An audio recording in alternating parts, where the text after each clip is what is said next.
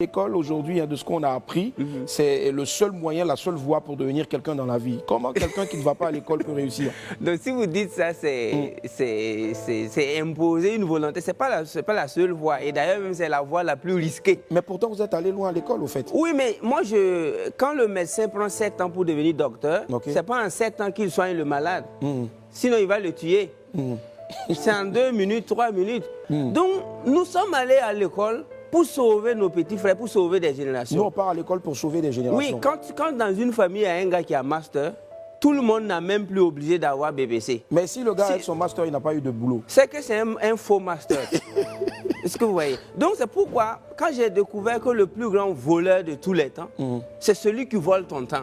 The greatest thief of all the time is the one who steals your time. Et ce voleur en Afrique s'appelle école. L'école, c'est le plus grand voleur des jeunes Africains qui peut te conserver pendant 25 ans, tout en sachant qu'il n'a rien pour toi à la fin, mais il te conserve quand même. C'est pourquoi j'ai dit à la jeunesse africaine que nous ne sommes pas des Chinois. Les Français, les Américains, les Indiens, ils vont à l'école pour préserver des acquis. Parce que les arrière-grands-parents étaient riches. Mais si ton papa n'a rien, ta maman n'a rien, c'est toi qui cherches master, mais tu n'auras que tes yeux pour pleurer après. Parce donc qu'est-ce qu'il faut faire au lieu de chercher master? Ce qu'il faut faire, il faut chercher l'essentiel. L'essentiel, c'est de savoir lire et écrire, de savoir raisonner. Et tu rentres dans l'auto-éducation. Pourtant, on lit et écrit, on apprend à lire et à écrire à l'école. Oui, mais quand on va remonter en 3000 ans avant Jésus-Christ, ils ont bâti les pyramides comment?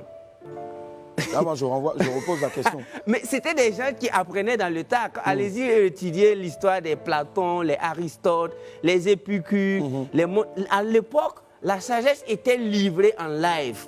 Vous travaillez, ils faisaient des one-third, one-third, one-third. One-third, ça veut dire un tiers de ton temps, c'est pour apprendre. Un autre tiers de son temps, c'est pour appliquer. Et un autre tiers, c'est pour aider les autres. Donc, les gars prenaient cours maximum 3-4 heures par jour, et le reste c'était pour travailler et bâtir. Mais aujourd'hui, nous avons une jeunesse capable de prendre cours de 8 heures à 18 heures, comme si c'était pour fabriquer des avions. Et alors qu'après, c'est juste pour devenir chômeur. Donc, on ne peut pas risquer toute une vie et une jeunesse à la recherche d'un papier sur lequel on écrit nom, prénom, diplôme et puis cachet.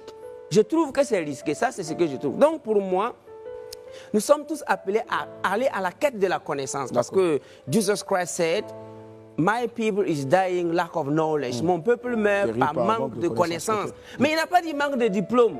Il a dit manque de connaissance. La connaissance, c'est tout ce qu'il nous faut et tu dois payer le prix même qu'il faut pour connaître. D'accord. Mais est-ce que nous connaissons?